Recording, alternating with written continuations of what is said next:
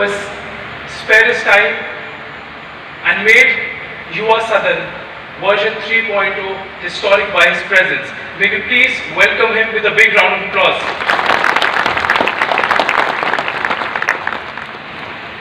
I would also like to welcome Professor Vijay Pandey, Honorable Vice Chancellor in Charge, JUT, and Professor Dr. Amar Kumar Chaudhary, Registrar, JUT, for their continued support to Jharkhand Yuva Sadan and helping it become this grand as you see it today. We welcome you, sir. I would also like to welcome the Chairman and MD, Mr. Akash Pandey, the man who stalled it all single-handedly and led a team to help Yuva Sadan shape up in a way it has been growing. We welcome you, sir.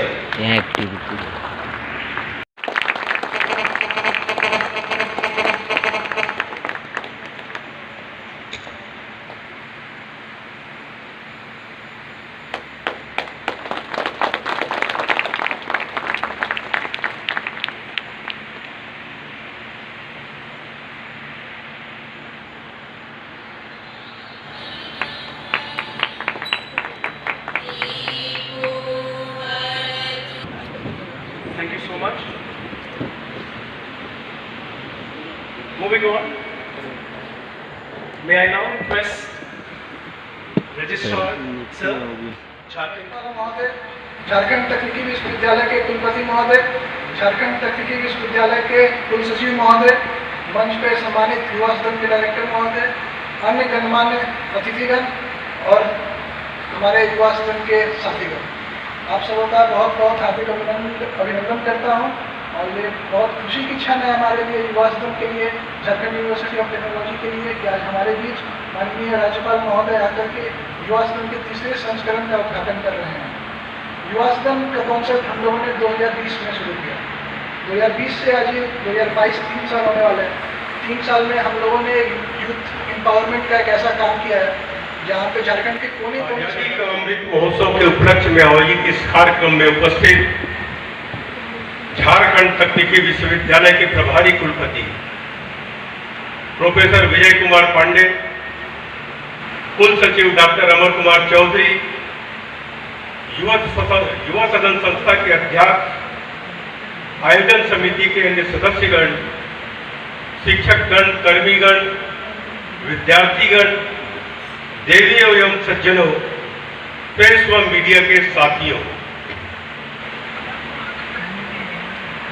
Jharkhand तकनीकी विश्वविद्यालय एवं युवा सदन द्वारा आजादी का अमृत महोत्सव के इस कार्यक्रम में आप सभी के बीच सम्मिलित होकर मुझे अपार प्रसन्नता हो रही है। देश की आजादी के 75वीं वर्षगांठ पर पूरे देश भर में अमृत महोत्सव मनाया जा रहा है। भारत का विश्व के मानचित्र पर एक स्वतंत्र राष्ट्र के रूप में उदय यूं ही सहज रूप में नहीं हुआ। हमें आजादी आसानी से नहीं मिली। स्वतंत्रता की एक लंबी संघर्ष एवं पराक्रम की परिगाथा है। हमारे देश की आबादी उन महान स्वतंत्रता सेनानियों के त्याग, तपस्या व बलिदान का परिणाम है, जिन्होंने आजादी के लिए अपना सर्वस्व न्यौछावर कर दिया। आजादी का अमृत महोत्सव के तहत भारत सरकार द्वारा हमारे स्वतंत्रता संग्राम के नायकों के योगदान से नई पीढ़ी को अवगत कराने का निर्णय लिया गया है। इस क्रम में हमें आजादी के उन महानायकों के योगदान से भी युवा व नई पीढ़ी को अवगत कराने की जरूरत है, जिन्होंने स्वतंत्रता आंदोलन में भाग लेते हुए ब्रिटिश हुकूमत से कड़ा संघर्ष किया, लेकिन पता नहीं किन कारणवश इतिहास की पुस्तकों में उनके योगदानों का उल्लेख नहीं हो सका। भारत मां की भूमि वीरों की भूमि रही है, जहां हर जगह देश की स्वतंत्रता की लड़ाई लड़ी। अंग्रेजों के विरुद्ध आंदोलन चले, क्योंकि हमारे स्वतंत्रता सेनानी देश को आजादी दिलाने के लिए प्रणबद्ध थे। वर्तमान पीढ़ी को स्वतंत्रता संग्राम के सभी महानायकों पे योगदान से प्रेरणा लेने की जरूरत है। क्या आपको मालूम है कि नेताजी सुभाष चंद्र बोस जैसे कई महान स्वतंत्रता सेनानी ने जब ब्रिटिश हुकूमत से देश की आजादी के लिए संघर्ष करना प्रारंभ किया और आजादी के आंदोलन में भाग लिया तो उसकी उम्र क्या थी? इन सब ने अपनी युवा अवस्था में ही राष्ट्र की स्वतंत्रता के लिए स्वयं के सुख का त्याग किया। स्वतंत्रता आंदोलन में उस समय की युवा पीढ़ी के त्याग एवं बलिदान को कभी भुलाया नहीं जा सकता। शहीद भगत सिंह, राजगुरु, सुखदेव जैसे युवाओं ने देश की आजादी के लिए संघर्ष करते हुए अपने प्राण न्यौछावर कर दिए। हम सभी जानते हैं कि भारत एक लोकतांत्रिक देश है। आज भारत में युवाओं की संख्या सबसे अधिक है। यह एक ऐसा वर्ग है जो शारीरिक और मानसिक रूप से सबसे अधिक शक्तिशाली है। देश को ऐसे युवाओं, नेताओं की सख्त जरूरत है जो ऊर्जावान, उत्साही, नैतिक रूप से मजबूत और मेहनती हो। आधुनिक भारत के युवा बड़े पैमाने पर हमारे देश और दुनिया के सामने आने वाली समस्याओं से अवगत है। मुझे खुशी की बात है कि आज भारत का युवा शिक्षित है, लेकिन युवाओं की संख्या राजनीति में अपेक्षित नहीं है। देश के युवाओं में राजनीति के प्रति उदासीनता को कम करना होगा। अब भारत की राजनीति में सुभाष चंद्र बोस नेतावादी युवाओं की है और युवाओं पर ही विकास की गति निर्भर है। मेरा मत है कि हमारे युवाओं को देश के संविधान का अध्ययन करना चाहिए। वे सरकार द्वारा संचालित विभिन्न विकास व कल्याणकारी योजनाओं की जानकारी रखें तथा आसपास के लोगों को जागरूक कर इसका लाभ पहुंचाने की कोशिश करें। मेरा मानना है कि युवाओं को राजनीति में आना चाहिए। अच्छे व जागरूक युवाओं का समाज में प्रतिष्ठित स्थान होता है। युवाओं को अपने दायित्वों से भागना नहीं चाहिए और सामाजिक समस्याओं के निदान के लिए सक्रिय होना चाहिए। जनहित के विषयों के प्रति संवेदनशील होना चाहिए। अक्सर माता पिता अपने बच्चों को डॉक्टर, इंजीनियर, प्रशासनिक अधिकारी या फिर पुलिस अधिकारी बनाने की बात करते हैं। कोई भी अभिभावक अपने बच्चे को अधिक से अधिक जानकारी हासिल करने के लिए अध्ययन करने नहीं कहता, जिससे उनको देश के विभिन्न मुद्दों पर अधिक जानकारी होगी ताकि वे एक कुशल राजनेता एवं नीति निर्माता बन सके। हमें यह सामाजिक धारणा बदलनी होगी। आज विश्व में सबसे अधिक युवा शक्ति हमारे पास है। इस युवा शक्ति का हमें विभिन्न क्षेत्रों में रचनात्मक सदुपयोग करना चाहिए। राजनीति को हमारे युवा जन सेवा के रूप में ले। युवाओं का राजनीति के प्रति उदासीन रहना व रुचि न लेना भी उचित नहीं है। यदि आप अच्छे जागरूक एवं पढ़े लिखे युवा राजनीति से परहेज करेंगे तो क्या होगा? बाद में फिर कहेंगे कि देश की राजनीति अच्छी नहीं है। आपको राजनीति में आकर विभिन्न चुनौतियों को निकट से देखना चाहिए। जैसे जन अपेक्षाओं को पूर्ण किया जाए, इस पर सोचना चाहिए। सामाजिक व आर्थिक रूप से पूरी तरह सशक्त भारत के हर चेहरे पर मुस्कान एवं उनके खुशहाल जीवन के लिए सोचना चाहिए। युवाओं की राजनीति में आने से विभिन्न समस्याओं का निदान होगा।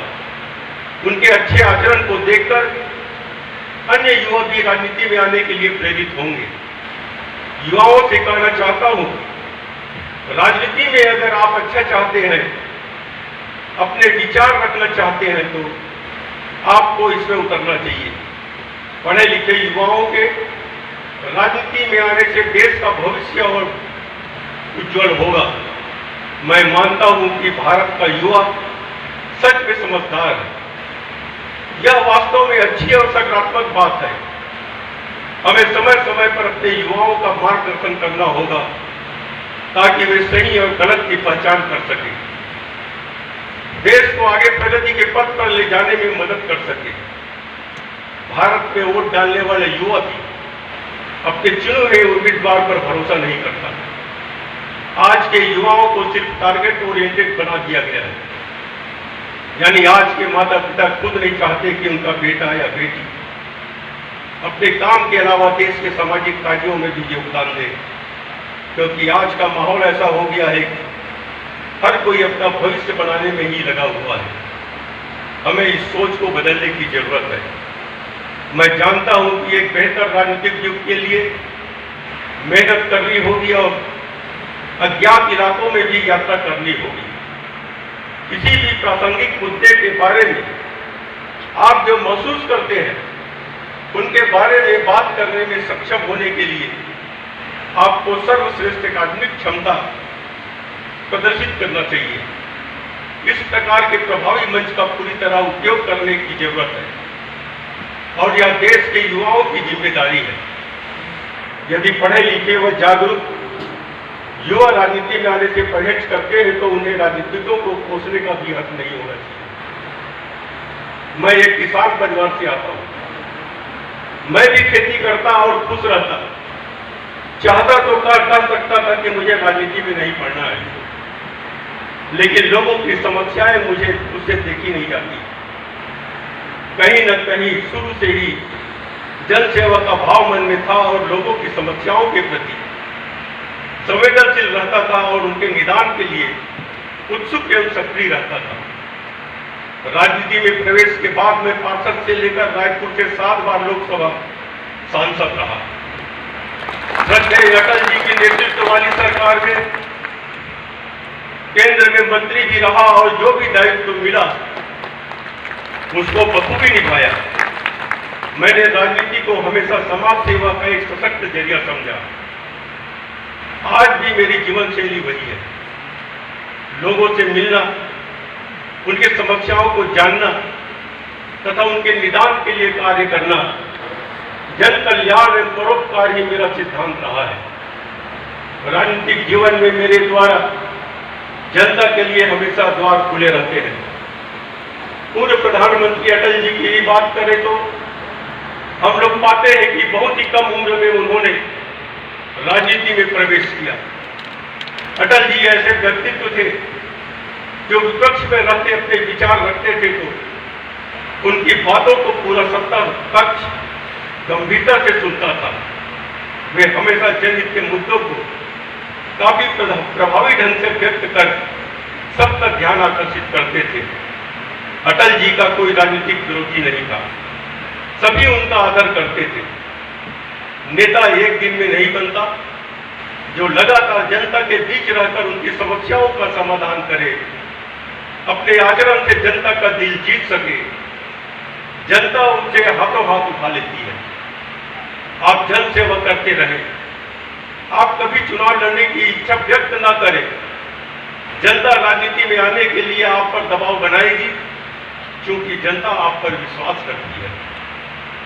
इस अवसर पर मैं आप सभी से कहना चाहता हूं कि आप लोग युवाओं को राजनीति के प्रति प्रेरित करें, उन्हें अपनी कार्यशैली से समझाएं कि राजनीति समाज सेवा का एक सशक्त माध्यम है और अच्छे एवं पढ़े लिखे युवाओं के राजनीति में आने से भारतीय राजनीति को एक नई दिशा मिल सकेगी तथा विश्व पटल पर हमारी राजनीतिक छवि उत्कृष्ट होगी। एक बार पुनः इस कार्यक्रम के आयोजन के लिए आयोजकों को बधाई देता हूं। जय हिंद, जय भारत।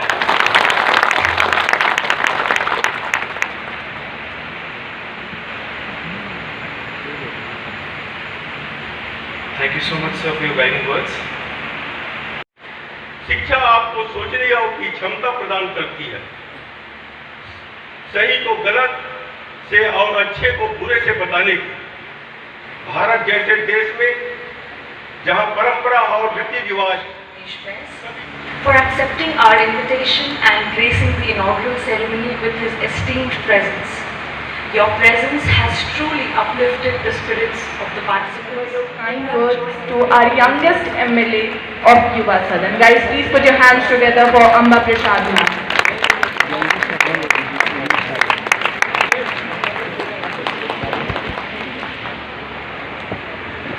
धन्यवाद शिवानी जी। It's a beautiful occasion and I feel very much proud and it's a privilege for me to be part of this युवा सदन। और मैं यहाँ पे उपस्थित, हम लोग तो वैसे भी have studied from English school, convent school, लेकिन जब से राजनीति में आए तब से हिंदी बहुत अच्छी हो गई। और सबसे पहले मैं धन्यवाद देना चाहती हूँ जिन्होंने इतना अच्छा कार्यक्रम का आयोजन किया है, खास करके डायरेक्टर युवा सदन एडवोकेट कृषाणु आनंद जी, युवा सदन के मेंबर चेयरमैन एडवोकेट आकाश पांडे जी यहाँ पे उपस्थित, और पिछली बार भी इनसे मुलाकात हुई थी। डॉक्टर नेहा कौर जी जूरी है युवा सदन की, यहाँ पे उपस्थित। मॉडरेटर के तौर पे advocate Saqib Shubham ji, assistant jury के रूप में संतोष कुमारी जी उपस्थित हैं। कोऑर्डिनेटर युवा सदन के रूप में श्री इंद्रजीत सिंह जी, और साथ में सारे जूरी के मेंबर और सारे यहाँ पे वॉलेंटियर, सभी लोग जिनके वजह से आज यहाँ वहाँ हर जगह से झारखंड के विभिन्न जगह से यहाँ युवा एकजुट हो पाए हैं और हम लोग एक साथ जुड़ पाए हैं। आप सभी का तहे दिल से धन्यवाद देते हैं और यहाँ पे उपस्थित सभी युवाओं का, मेरे साथी भाई बंधु, मेरे मित्र, आप सभी का तहे दिल से आभार और हार्दिक अभिनंदन करते हैं कि आपका यहाँ पे आना। मैं बहुत एफर्ट लगा रही हूँ, बहुत सारी चीज़ों से लड़ रही हूँ, बहुत सारी चुनौतियों को देख रही हूँ, तब मुझे लग रहा है कि मैं चाहे मुझे डेस्टिनी ही यहाँ लाई है, लेकिन मैं बहुत ब्लेस्ड फील करती हूँ कि मुझे अपॉर्चुनिटी मिला और मैं बहुत सारी चीज़ों से लड़ रही हूँ। मैं चाहती हूँ कि सिर्फ एक अकेली अम्बा प्रसाद या अकेली आप मुझे दोस्त बोले, बहन बोले, क्योंकि मैं एज अ विधायक नहीं, एज अ फ्रेंड आई हूँ आपके लिए। और मैं कभी भी आपको मेरी ज़रूरत पड़ेगी, आपको कभी भी लगेगा कि at some point of time you need some help which is stopping you to go to some place where you want to go and you deserve it, तो अगर आपको कोई भी चीज़ ऐसी रोक रही है और आपको लगता है कि मेरा ज़रा सा प्रयास से, मेरा ज़रा सा मदद से आप पहुंच सकते हैं, तो मैं आपका ज़रूर मदद करूंगी, क्योंकि मैं बिल्कुल कंजूस नहीं हूँ इन सब मामलों में। और मैं बहुत आपको बेस्ट विशेस देती हूँ। ऐसे तो हमारे राज्य में बहुत सारी चुनौती है, हम सबको राज्य का चिंतन ज़रूर करना चाहिए। हमारे राज्य के लिए क्या अच्छा है, हम कितने आगे बढ़े हैं, हमारा राज्य अलग ज़रूर हुआ है, लेकिन उसके बाद जो जिनसे हम अलग हुए हैं वो लोग, वो राज्य काफ़ी आगे बढ़ गए हैं, हम सबसे पीछे रह गए हैं। और ऐसे जगह में आके हम एक युवा होने के नाते हम क्या कर रहे हैं, क्या कंट्रीब्यूट कर रहे हैं। आप देखिए कि हमारे इंडिया में कितना पोटेंशियल है, हमारे जितने भी गूगल, फेसबुक, सबके सीईओ इंडियन है, जो पढ़ाई लिखाई करते हैं वो सब बाहर चले जाते हैं और कितना अच्छा परफॉर्म करते हैं। अगर हम अपने एनर्जी को सही तरह से लगाएं तो हम झारखंड को भी बदल सकते हैं, हम देश को भी बदल सकते हैं। और ये चीज़, ये एक डिटर्मिनेशन आपके अंदर होना चाहिए। आप सब बहुत अच्छे से अपने बात को यहाँ पे भी रख रहे हैं और बहुत अच्छा नॉलेज और आप गेन करेंगे तो बहुत अच्छे से एक्सेल करेंगे इस क्षेत्र में भी और कोई भी क्षेत्र में जहाँ पे आप जाना चाहें। और मैं हमेशा आप लोगों के साथ हूँ, आप आगे बढ़ें, आपके उज्जवल भविष्य की कामना करती हूँ। मैं बहुत ज़्यादा नहीं बोलूँगी, आप लोग का ये सेशन चलता रहे। और मैं धन्यवाद देना चाहती हूँ युवा सदन के सारे अधिकारी को और मेंबर्स को। इस तरह का कार्यक्रम ज़्यादा से ज़्यादा कराएं ताकि युवा पार्टिसिपेट करे, तो थोड़ा सा अवेयरनेस बढ़ जाता है इस पार्टिसिपेशन में, और उसके बाद वो अलग ही नज़र से और अलग ही तरीके से चीज़ों को सोचना शुरू कर देते हैं, जो हमारे समाज के लिए, हमारे राज्य के लिए बहुत अति आवश्यक है। हमारे झारखंड में युवाओं का बहुत ज़्यादा मुखर होना, बहुत, देखिए हम लोग सोशल मीडिया में भी देखते हैं कि लोग आपस में लड़ते झगड़ते रहते हैं। हम जब भी देखते हैं फेसबुक, ये देखते हैं वाद विवाद चलता रहता है। कभी भी हम लोग, अगर नहीं आता है तो समझा जाता है कि जो आर एक्सेप्ट नहीं जोहार। जोहार का मतलब होता है कि आपकी समृद्धि और हमारी समृद्धि, जो बोल रहा है और जो सुन रहा है और वापस भी कर रहा है, दोनों एक साथ समृद्ध हों। आप भी बढ़े, हम भी बढ़े। तो जब भी आपको कोई जवाब दे तो वापस जरूर जवाब दीजिएगा। जी, दोनों बिल्कुल। साथ में है, फिर आप एक्शन साथ में होता है। सबसे पहले झारखंड युवा सदन की सोच को रखने वाले इस पूरी टीम को बहुत बहुत बधाई। एडवोकेट आकाश, डायरेक्टर एडवोकेट प्रशानु, डिप्टी डायरेक्टर कानी बेंजामिन, आपको बहुत बहुत बहुत बधाई। और आप सबों को बहुत बधाई जो यहाँ पे सामने शॉर्टलिस्टेड जितने भी कैंडिडेट्स, आई थिंक 140 कैंडिडेट हैं यहाँ पे। आप शायद हजारों एप्लीकेशन में से आपका सिलेक्शन हुआ है, तो आपको बहुत बहुत बधाई। जितनी देर में सुना बिल्कुल लग रहा था कि एक छोटे से युवा सदन में या फिर एक सदन में ही बैठी हुई जितनी तू मैं होती रहती है, सेम फीलिंग यहाँ पर आ रही थी। और आपको नहीं लगता है कि अंग्रेजी में बहुत बातें हो गई, कुछ हिंदी में बात कर ले? बिल्कुल।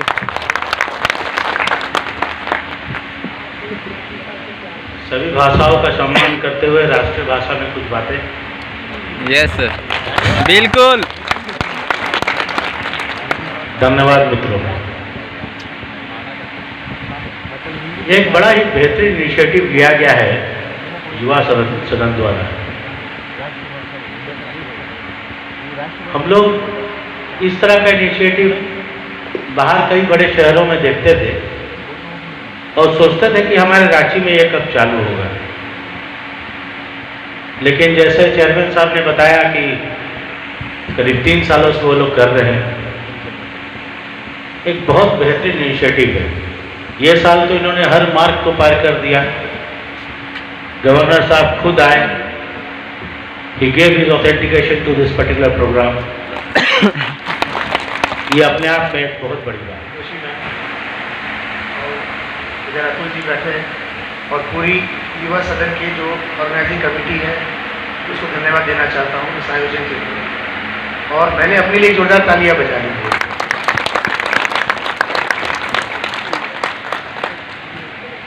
मैं सिर्फ 2 मिनट का समय लूँगा और एक मैसेज आपके साथ छोड़ जा रहा हूँ।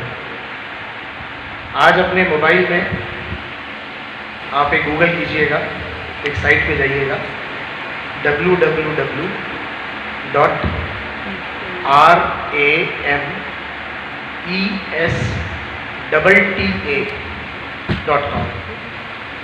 इसका उच्चारण है ramesta.com। रतिन बत्रा सर ने बहुत कहा और ये हम लोग जान रहे हैं कि जिस फिजिकल दुनिया में हम और आप जी रहे हैं, वहाँ पे जो हमारी चैलेंज है वो हमारे अस्तित्व को लेके है, पानी को लेके है, फूड सिक्योरिटी को लेके है, हर उस चीज़ को लेके है जो हमारे आप को जिंदा रखेगी। तो climate change mitigation has to be our major agenda in the coming years and decades. Sir ने सिर्फ 21 शहरों का नाम गिनाया। 1972 की वर्ल्ड वाटर कमीशन की रिपोर्ट है, इंडिया की रिपोर्ट है। मैं सभी लोगों का फिर से एक बार अभिनंदन स्वागत करता हूं और इसके लिए आप सभी लोगों को बहुत बहुत धन्यवाद। Thank you.